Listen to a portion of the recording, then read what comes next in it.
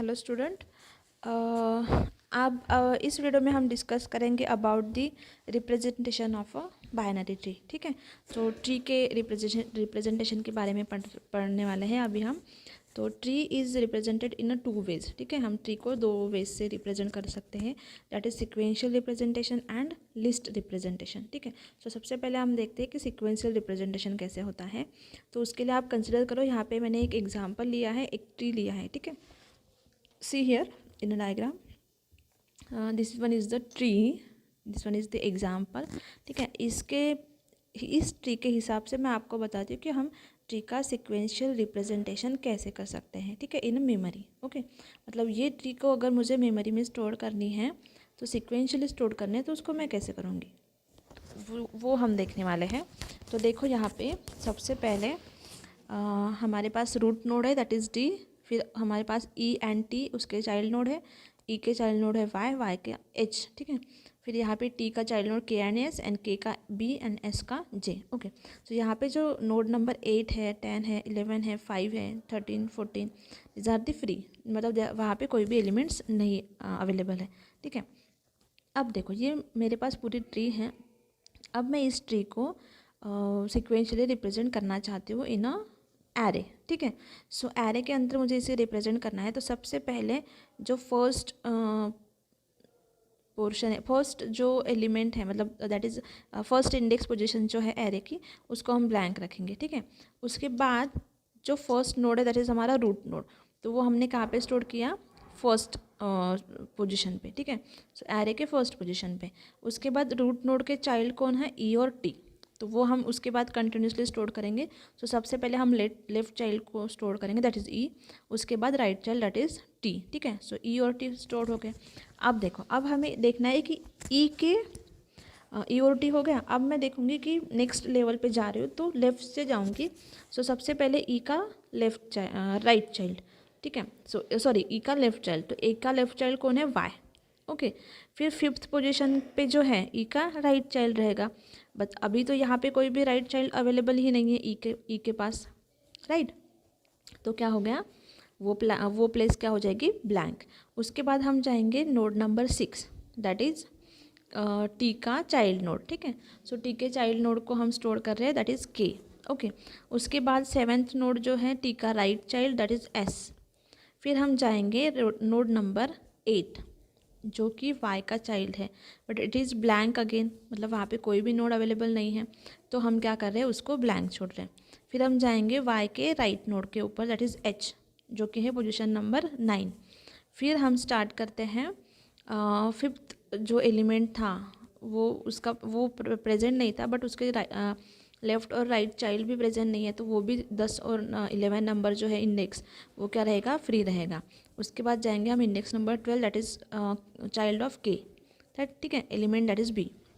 तो जो कि बी एलिमेंट है वो क्या है, के का लेफ़्ट चाइल्ड है, तो उसको हम स्टोर करते हैं 12th पोजीशन पे।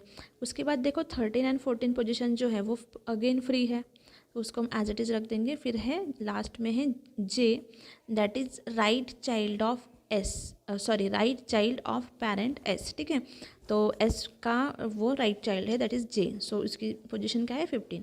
सो हमने वहाँ उसको कहाँ पे स्टोर कर दिया, 15 पोजीशन पे। ठीक है, सो लाइक वाइज हम क्या कर रहे हैं, ट्री को सिक्वेंशियली अरेंज कर रहे हैं, स्टोर कर रहे हैं, रिप्रेजेंट कर रहे हैं in memory by using the array. ठीक है, सो एरे का यूज़ करके हम सिक्वेंशियली रिप्रेजेंट कर रहे हैं। ओके, सो ये हो गया सिक्वेंशियल रिप्रेजेंटेशन। अब देखो लिस्ट रिप्रेजेंटेशन कैसे होता है, जो अनादर टाइप है ट्री रिप्रेजेंटेशन का। So in this representation we use two types of nodes, one for representing the node and with data called data node। ठीक है, हम दो nodes यूज़ करेंगे, data node and another for representing only reference called reference node। ठीक है, मतलब आपको पता है लिंक लिस्ट में हम क्या क्या करते हैं, एक फील्ड के अंदर डेटा स्टोर करते हैं, दूसरे फील्ड के अंदर हम क्या करते हैं, एड्रेस स्टोर करते हैं। तो यहाँ पे भी हमें अगर ट्री को रिप्रेजेंट करना है बाय यूजिंग लिंक लिस्ट, तो यहाँ पे हमें दो नोड लगेंगे, एक नोड को या फिर एक एलिमेंट को स्टोर करने के लिए, दैट इज़ एक डेटा नोड लगेगा और एक रेफरेंस नोड लगेगा। ठीक है, मतलब एड्रेस वाला node. We start with the data node, हम डेटा नोड से स्टार्ट करते हैं from the root node in the tree. हम रूट नोड के डेटा नोड से स्टार्ट करेंगे, then it is link to an internal node through a reference node. फिर वो रेफरेंस नोड से बाकी दो नोड्स बाकी उसके चाइल्ड नोड को कनेक्ट होगा, ठीक है, which is further link to any other node directly, जो कि फिर से किसी और नोड को कनेक्टेड होंगे।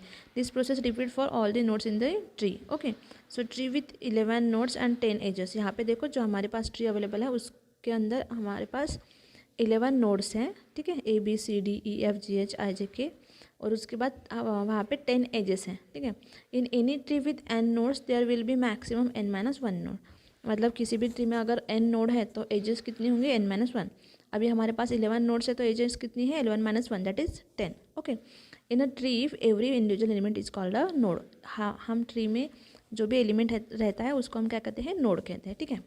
अब देखो, अब हमने ट्री की डायग्राम देख ली, अब देखो हम उसको लिस्ट रिप्रेजेंटेशन करते हैं। तो सबसे पहले देखो यहाँ पे जो नोड ए है, ये जो नोड है ए, इसको हम रिप्रेजेंट करेंगे यहाँ पे देखो ए नोड, राइट। अब ये हो गया डेटा नोड। अब हमें क्या चाहिए, उसका एड्रेस नोड, रेफरेंस नोड। तो ये है उसका रेफरेंस नोड। हमें रेफरेंस नोड क्यों चाहिए, क्योंकि ए के पास बी और सी कनेक्टेड है, राइट। मतलब हमें क्या करना है, ए में बी और सी का एड्रेस स्टोर करना है। तो एड्रेस स्टोर करने के लिए हमें क्या लगेगा, और एक नोड लगेगा जिसको हम कहते हैं रेफरेंस नोड, ठीक है, जिसको हम कहेंगे रेफरेंस नोड। तो इसको हम कहते हैं रेफरेंस नोड। ये हो गया डेटा नोड जिसके अंदर हमने ए को स्टोर कर दिया। अब ये है उसका रेफरेंस नोड। तो रेफरेंस नोड के अंदर हमारे पास दो नोड्स कनेक्टेड होंगे, that is node B and node C, ठीक है। So node B and node C. अब देखो बी कनेक्टेड हो गया। अब देखो बी के पास डी, ई एंड एफ, ये तीन नोड कनेक्टेड है। सो बी के बाद है डी, डी के बाद है ई, और ई के बाद है एफ। यहाँ पे देखो डी, ई एंड एफ। सो यहाँ पे देखो डी, डी के बाद है, बी के बाद है सिंपली डी, बी के बाद है डी, राइट, जैसे यहाँ पे देखा है। फिर है ई, तो ई का अगेन दो एलिमेंट कनेक्टेड है तो हमें क्या लगेगा यहाँ पे रेफरेंस नोड। फिर है एफ, तो यहाँ पे एफ, ठीक है। सो अब देखो रेफरेंस नोड जो लगने वाला है यहाँ पे सबसे नीचे ई, तो ई को अगेन कौन कनेक्टेड है, आई and J. So I and जे। अब जे के बाद कोई है क्या, नहीं, ज़ीरो। फिर उसके बाद सी से देखो, सी पे सी, यहाँ पे रेफरेंस नोड है सी, और सी यहाँ पे देखो सी, सी के बाद क्या है, जी एंड एच। सो यहाँ पे जी और यहाँ पे एच, ये क्या है, रेफरेंस नोड, ये क्या है, डेटा नोड, ठीक है। सो सी का डेटा नोड, सी का रेफरेंस नोड। तो यहाँ पे कनेक्टेड क्या है, जी एंड एच। अगेन जी को क्या कनेक्टेड है, के। सो यहाँ पे सिंपल क्या दिया है, के नीचे, और के के बाद कोई नहीं है तो इसका मतलब क्या है, उसके एड्रेस फिल क्या रहेगी, ज़ीरो। एच के बाद भी कोई नहीं तो ज़ीरो। फिर एफ़ के बाद भी कोई नहीं है, लीफ नोड है तो ज़ीरो। जे भी लीफ नोड है, सो एड्रेस फील्ड में क्या होगा, ज़ीरो, ठीक है। सो इस तरह से हमें क्या लिखना है, list representation of a tree, ठीक है। सो इस तरह से हम करेंगे। ओके, नेक्स्ट वीडियो में हम टाइप्स ऑफ ट्री के बारे में पढ़ेंगे। Thank you.